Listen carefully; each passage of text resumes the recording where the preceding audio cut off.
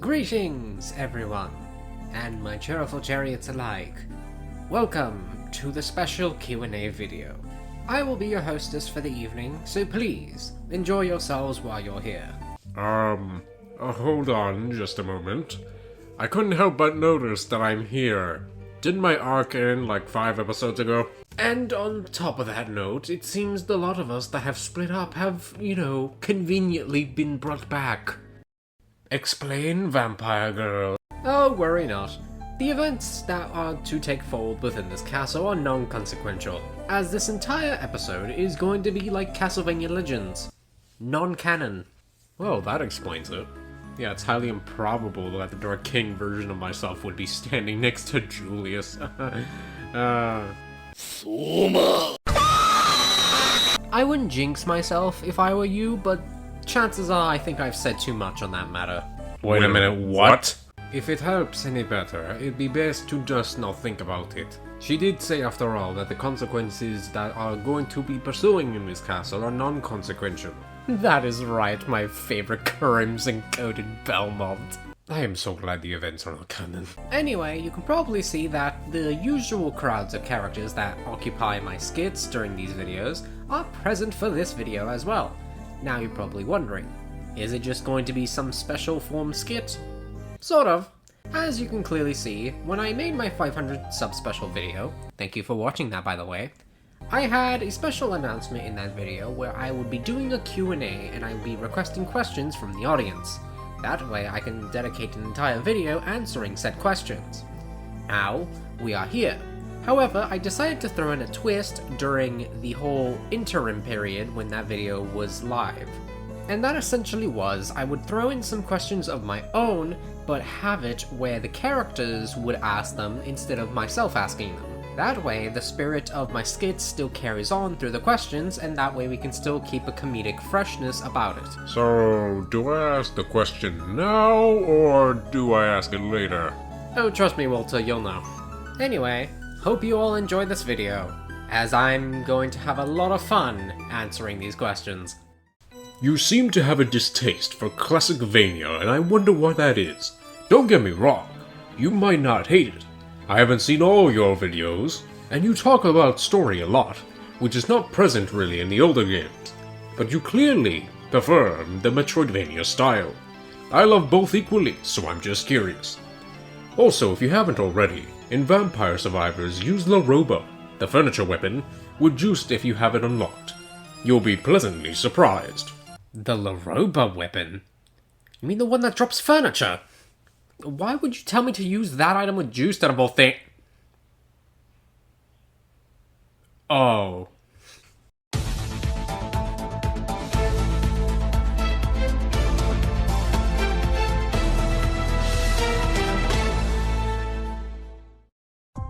This just in. Today we have news and reports of a vampire summoning furniture from the sky. Eyewitness testimony have declared that it is the coming of the apocalypse. In other, more fascinating news, Konami has yet to make a game. Okay, how do I explain this one? So, you are correct, I do prefer the Metroidvania style, considering that a lot of my favorite aspects of the series comes from the Metroidvania style of the games. However, the Classicvania lineup is also just as interesting as the Metroidvania lineup. Although my least favorite Castlevania games do come from the Classicvania lineup, some of my favorite ones also do tend to come from the Classicvanias as well. Such games as Castlevania Bloodlines, Castlevania Adventure Rebirth, Castlevania Chronicles. Hell, my most unorthodox pick for my favorite Classicvania game is Castlevania The Adventure Belmont's Revenge. You know, the sequel of the very bad GB Castlevania game.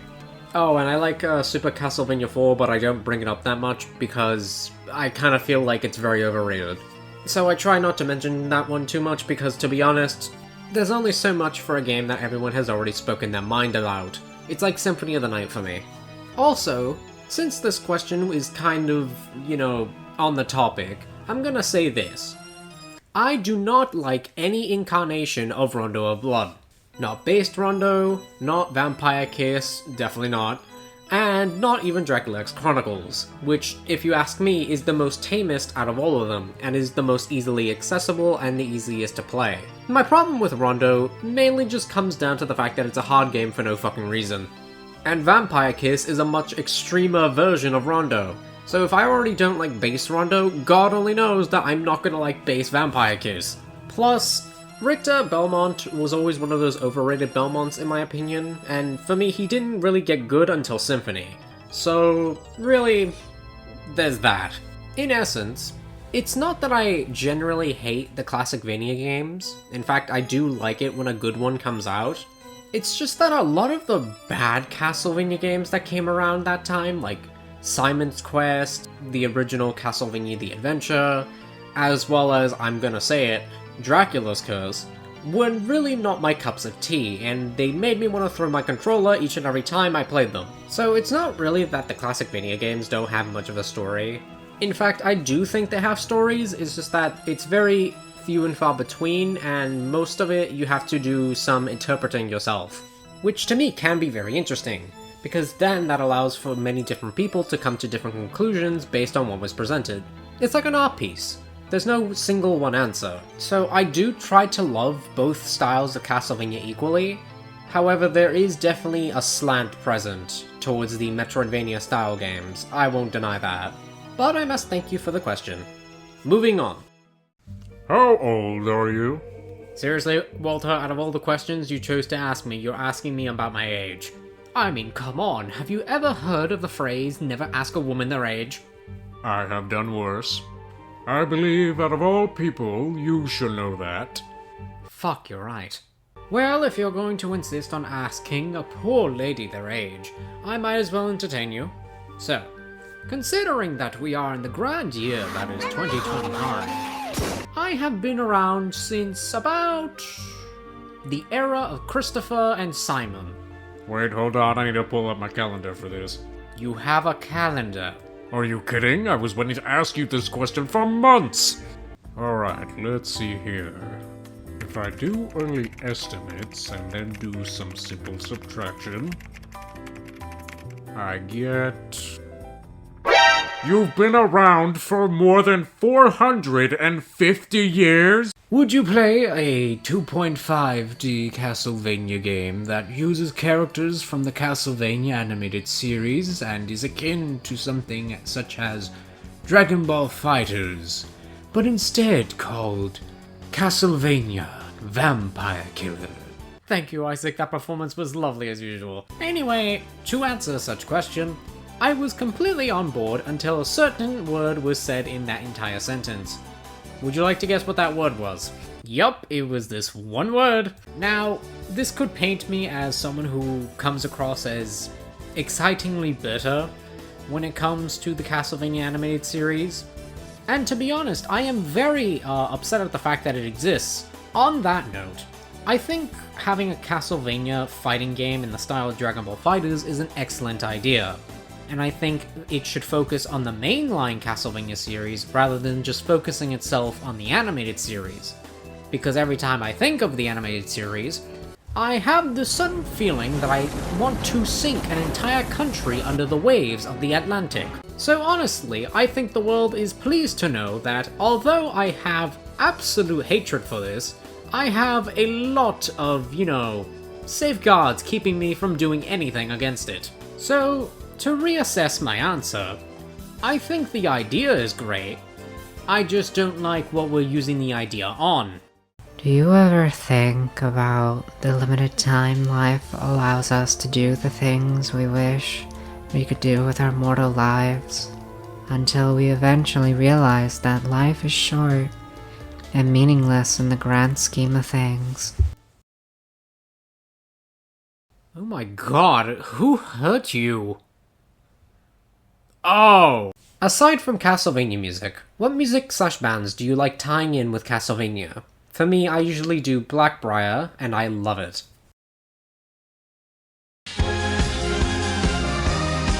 I sure do hope this answers your question.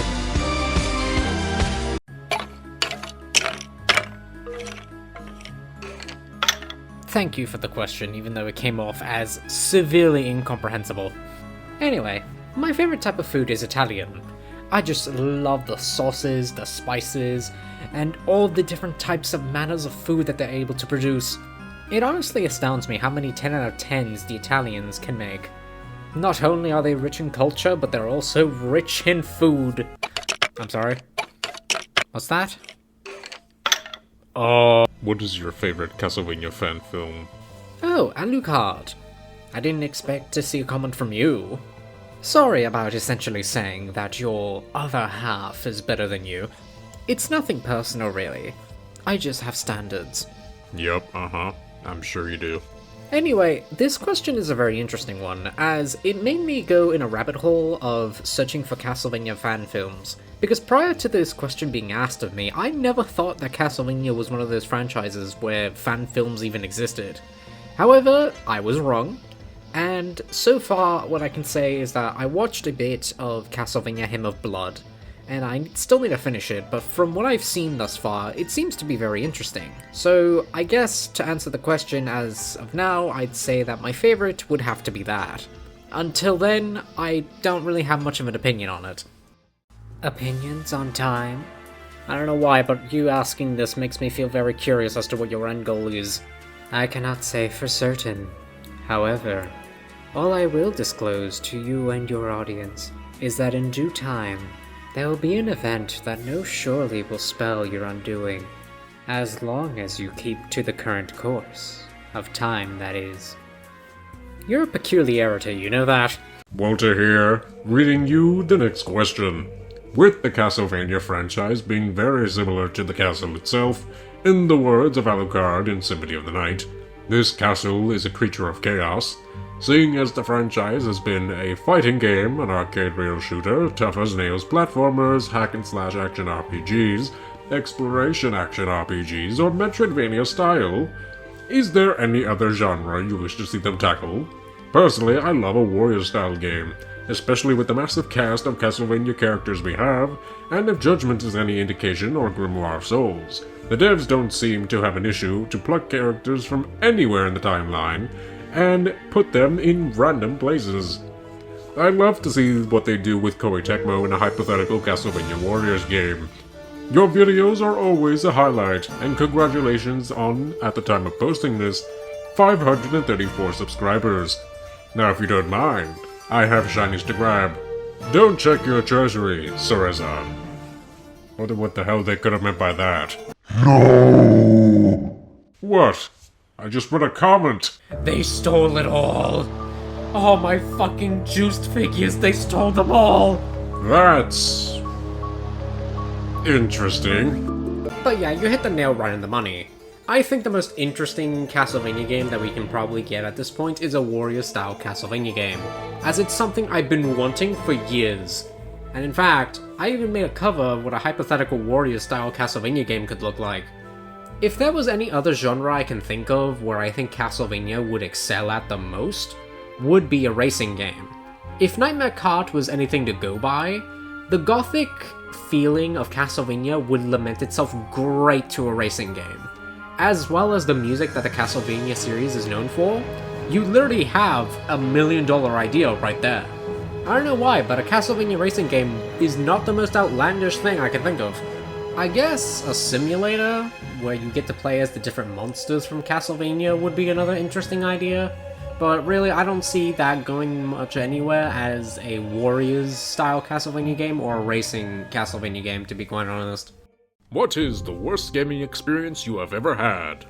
I find it very ironic that out of all people who's asking me this, it's you, Simon. Okay, let me put this straight. If we are discussing solely the Castlevania franchise, I would have to say that the game that gave me the most headache while playing through it, it's a three-way tie between Simon's Quest, Haunted Castle, and Castlevania The Adventure on the Game Boy.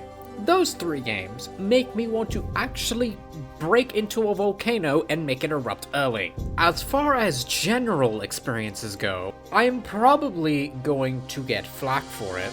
However, some of the games that I have had some really bad gaming experiences. From Sega, we have Sonic Adventure 2 on the Dreamcast and GameCube. Then on the Nintendo side of things, we have either Double Dash from the GameCube or Super Mario Galaxy 2 for the Nintendo Wii. On the PS3 side of things, I would say Lords of Shadow was the most insufferable God of War-like game that I've ever had the displeasure of experiencing. And then lastly on the PC side of things, it's a bit of a tie as well, where Dead by Daylight, I love the premise and I love everything that's included in it. However, dealing with the people who play Dead by Daylight is either a mixed bag. You're either going to have a very fun time, or you're going to want to rip out every organ that you can visibly see. And then the other one in this two-way tie would be the Devil May Cry HD collection. When I had to play Devil May Cry 3, and goodness gracious, it's like if you took Infernal Climax from Bayonetta 1 and made that the standard default for Devil May Cry 3, for no fucking reason. The bosses are insufferable, some of the weapons are a bit hard to manage, and on top of that, the music is just something that you can either take it or leave it, and frankly, I'd rather leave it. Overall though, not a bad game. However, if I had to pick out of all of these which one was the worst, I'd say Lords of Shadow. Excuse me, my lord, but I have to ask you this. Despite you being murdered by Walter, being sent to hell for reasons I don't know, and I shall never know unless it is important, and having your entire castle set ablaze, how do you still keep yourself sane? Anyone else I would have known would have lost themselves before today. To say this one thing, I was sent to hell just because I was a vampire.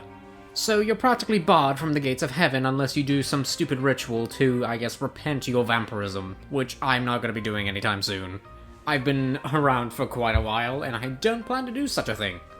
Anyway, to answer the other question, I just have one hell of a therapist.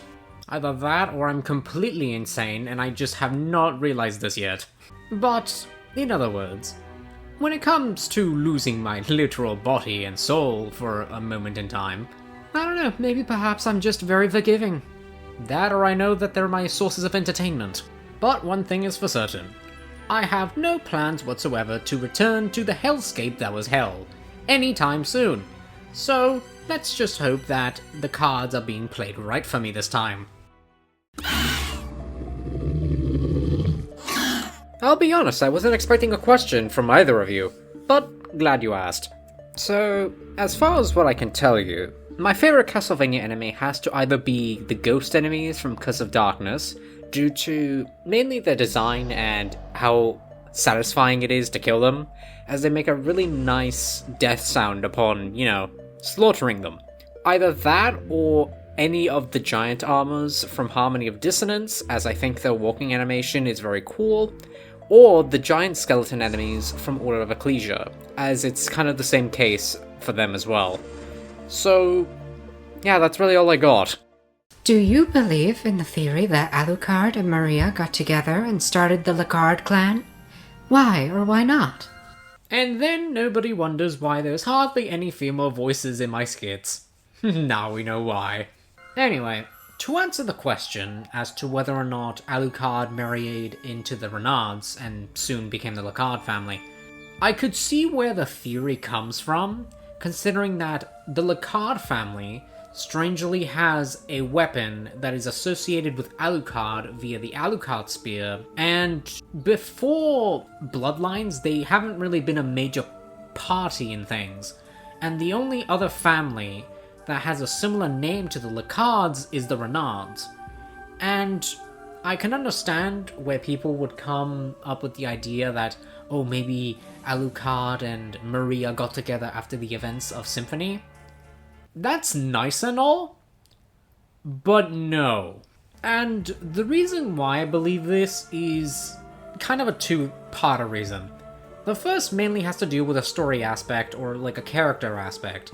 And it's the fact that Alucard is, throughout the series, known to be very celibate. And he hardly ever goes after any female or even male companions at times, and exclusively only works with those who are destined by fate to help him, such as the Belmonts or family members related to the Belmonts, such as the Bernardes clan and the Dynasties. But it's during Symphony of the Night when Alucard reawakens to work with Maria Renard to try and get Richter and later down the line stop Shaft from resurrecting Dracula. He comes across as very standoffish, as we all know that he's a Dhampir and he'll outlive everybody, and he completely understands that. And on top of that, he views his very existence as a burden or something that shouldn't exist on this planet, which I don't know if he later turns back on that point of view, or he still acknowledges that, but tries to do good with his existence. Regardless, Alucard is very against relationships, because he knows how feeble the human relationship is, and he understands that despite how many times he may try to form connections with those such as the Belmonts or even other big players in the vampire hunting sphere, he knows he'll outlive all of them. So what point is there in trying to, I guess, woo up somebody? As far as the Lacards getting access to the Alucard spear, I really do not know from memory as to how that happened. Like, as of me recording this, my main guess would be that Alucard was around either before the events of Bloodlines and after the events of Ecclesia, where he was just moseying around, I guess, Spain, and he came across the Lacard family, took notice of their fencing abilities, was impressed, and said, hey, I feel like there's a great destiny within you guys, so I'm just gonna give you guys the Alucard spear and use it whenever great evil chooses to resurrect itself. I wouldn't believe the theory unless the theory went that Alucard and Maria had a discussion about, the future of vampire hunters who would stop Dracula if he were to awaken again. And Maria came to the conclusion, or Alucard, whichever one of the two, came down to the conclusion that Maria would have to start a lineage, or a clan of sorts, in order to continue the vampire hunting fight until Dracula would be ultimately defeated in the year 1999. And the reason why I would believe this interpretation of the theory is that Alucard clearly has seen that the Belmonts cannot be the only vampire hunters roaming around, because they have a monopoly on the market, and if one of them is tainted to evil, then humanity is basically fucked. So they need a whole myriad of vampire hunters to start getting themselves into the game, so then that way if one is corrupted, then they have another one to fall back on. And it's kind of supported, considering that by the end of the Castlevania timeline, we have the Belnades clan still going, we have the Belmonts still going, we probably may have or may not have Morris clan still going. We're not sure about the Aulins, but chances are they're an offshoot of the Belnades clan anyway. Then we have the Lacards, which are still going, with Hermina Lacard from Grimoire of Souls. And chances are we have a new branch of vampire hunters within the Westenras, who seem to be a magically endued clan that is explained in Grimoire of Souls. And then on top of that, we also have the Hakuba clan, who was also vital in defeating or killing Dracula during the Demon Castle War. So, if all of this spawned because Alucard had a premonition about possible Belmont taint, and informing Maria that she should start her own clan or lineage of hunters, then yeah, I would see that being plausible. But a theory about Alucard and Maria wooing it up in the bedroom? Yeah, no thank you, I'd rather not. Have you paid your taxes? Renan, why the fuck would you want to know if I paid my taxes? Oh, I'm just a curious guy, Just want to know whether or not my vampire/demon friend has paid their taxes as of late. Suspicious as fuck, but okay. Since we're, I guess, acquaintances, I haven't been on that lately, and I don't think I ever have, considering I don't think any government in the world has asked me to pay taxes on my castle. That's very interesting. We got her. What? One thing I like about your channel is that you don't just repeat the same opinions that many Castlevania fans do. Like Symphony of the Night is the best ever, or Aria of Sorrow is the best in the series, or Castlevania 3 and Castlevania Super 4 are the best classic games. I have a lot of questions for your Q&A. What was your introduction to the Castlevania series? And what was your first game? What was the second Castlevania game you played? Do you think Konami genuinely wants to revive the series with new releases and collaborations? Or are they just milking a dying franchise with no intention of making a new game? Thank you, Richter. You're welcome. Anyway, thank you for your comment. As I really don't like submitting myself to the grand public opinion, I like to stand out from the crowd. At least, sometimes.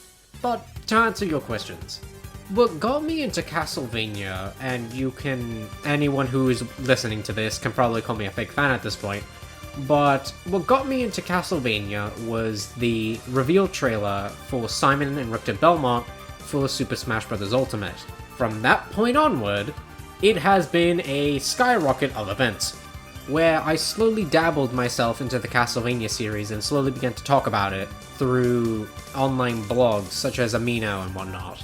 However, eventually when I did get my hands on the games, the first Castlevania game that I've ever played was Aria of Sorrow. And oh boy, what a great game to start off with. Although that I don't hail Aria of Sorrow as my favorite among the GBA games, or even amongst the Metroidvania games, I think it has a good soft spot in my heart for the one that really kick-started everything.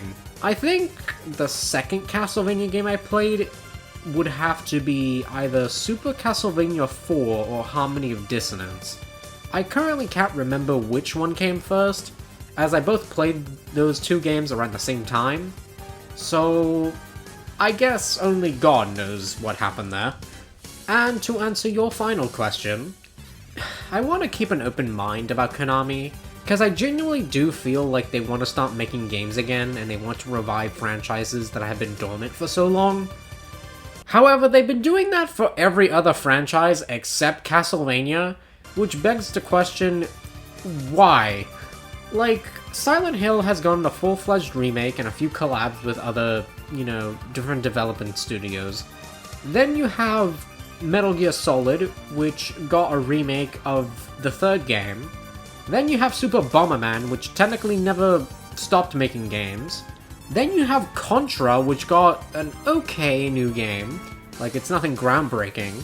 And then you just have Castlevania, where the most notable thing that they've been getting recently is one of the most mediocre animes of all time, the Dominus Collection, which is a very good collection, a remake of a very bad Castlevania game, and then a port of said very bad Castlevania game. And on top of that, you also have a bunch of different collabs with games like V-Rising, Dead by Daylight, Jail or Bail, and Vampire Survivors, and Dead Cells. So I do think to some degree they want to revive the series, and they're just using these third-party developers and their collabs to try and test the waters as to what they want to do.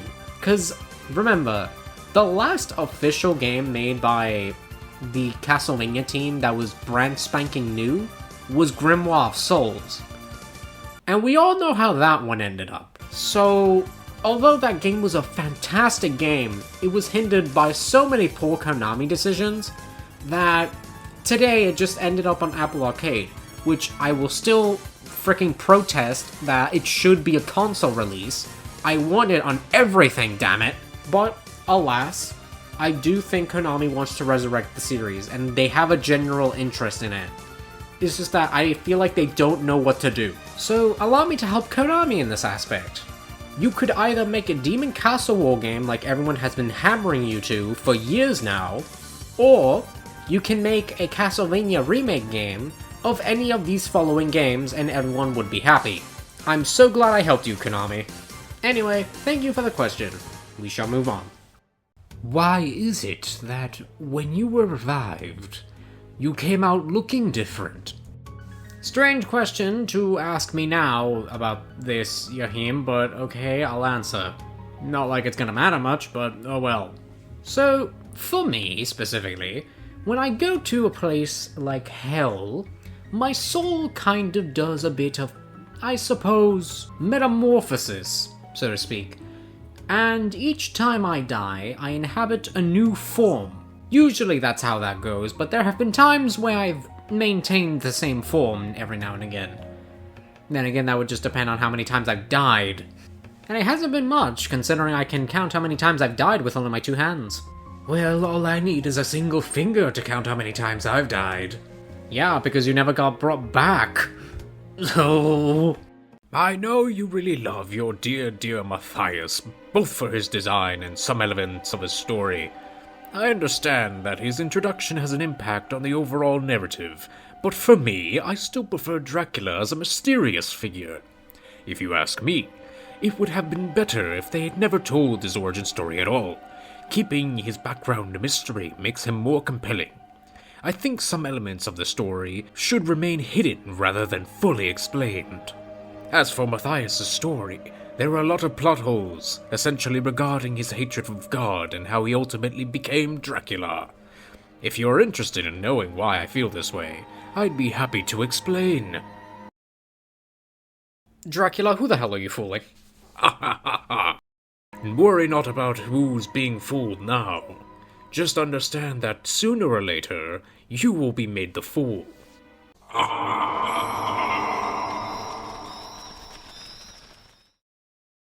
Okay...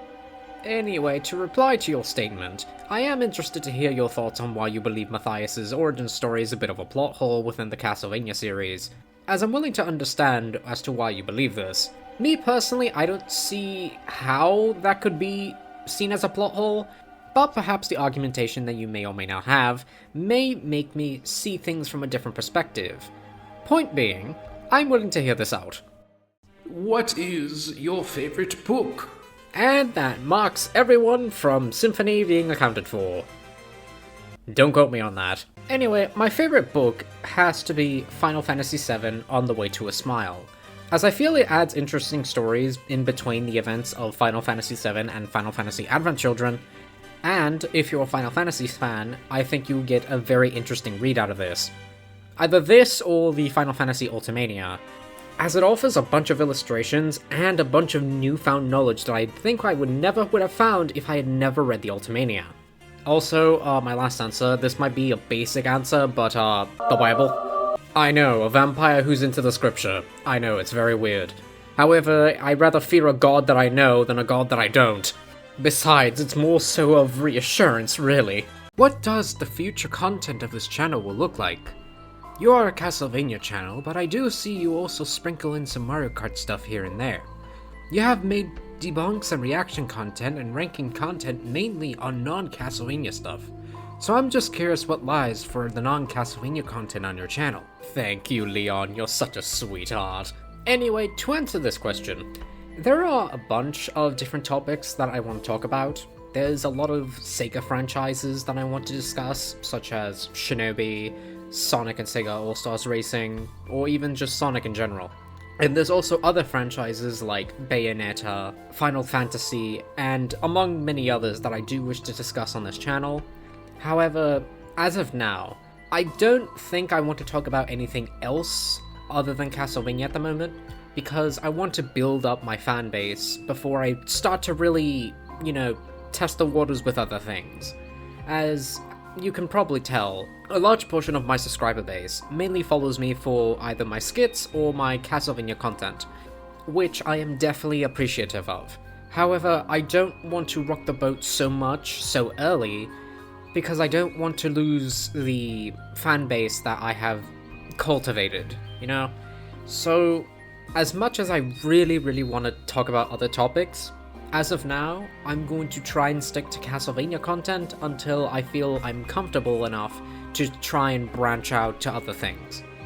However, talking about Castlevania isn't too bad, so there's that.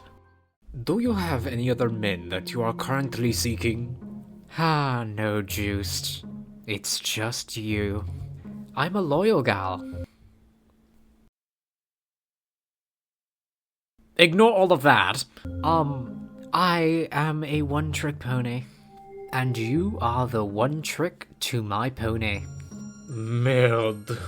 Which Persona or SMT Pro Tag do you think has the best shot at defeating Dracula? The fuck is an SMT? Is that like a new government branch? No, Julius. It just simply means Shin Megami Tensei, which is the main series that Persona stems from. I'm just gonna pretend that the words that came out of your mouth made any sort of sense to my old ears, and simply move on with my day. I swear to God, each generation of Belmont has a different form of attitude. Anyway, allow me to answer this question in a manner that I think will make sense for everybody. So, the most powerful thing in the Castlevania series is either Soma Cruz, a Belmont of your choice, Dracula, Alucard with plot armor, or Chaos, who is the antithesis of God himself. So I guess you might as well also throw God in there. In Shin Megami Tensei 5, the whole plot revolves around the fact that God was killed, you know, the God from the Bible, was annihilated, and there was a war of succession, so to speak, with Lucifer at the helm, causing chaos to the known world. And each of the world was split into different branches based on the different deities that came from there. So you had Odin, Zeus, you know, the whole trifecta. So you play as the Nahubino, which is essentially a human mixed with, I guess, an android demigod of sorts. And the basic gist is that by the end of it, when you defeat Lucifer and have chosen your path, you essentially become God yourself and rewrite the entire universe. As far as I understand it, Castlevania has had no such event take place, and I don't even think there has been an instance where anyone has been able to become a god of any kind. So, if I had to pick, personally, I would just flat out say all of them, but to be more precise, I would say, from my personal experience, that the Nahobino from Shin Megami Tensei 5 has the most highest of chances of utterly obliterating him from the known planet. And look, as much as I would like to defend Dracula in every sense of the word, because, you know, it's Castlevania property, I simply can't just defend him from bullshit, especially bullshit that I actually understand. And whilst we're on the subject for the small time that we're answering it, might I say this? Giorno vs. Joker was rigged, and we all know that. What was the funnest video you ever made? A classic question from our Soma Cruz. Well, I'm glad to answer. So, from memory, the videos that I remember having distinctly the most amount of fun on was my Castlevania Judgment video, my Harmony of Dissonance video, my Curse of Darkness video, and lately I would say that the funnest video I had was the Iceberg video, where doing a bunch of research and like putting all these skits together was by far the funnest thing that I could do within my videos. And the more I get to do that within a video, the funner it'll be. But to say the stereotypical answer from someone such as myself, I would say that all of them were fun to make, as there wasn't a single video where I abhorred making them. Except for the anime videos. Those are the only videos on my channel that I absolutely hate having to rewatch. So please don't make me do that ever again. And those are all the questions that I have been provided. If all of you enjoyed this Q&A as much as I have, please leave a like, subscribe, or even down a comment down in the comment section. And don't miss me too much, because the next video that we have on our hands will be quite the fight for survival. But remember, my name is Sir Valentine, and I hope all of you had a cherryful time.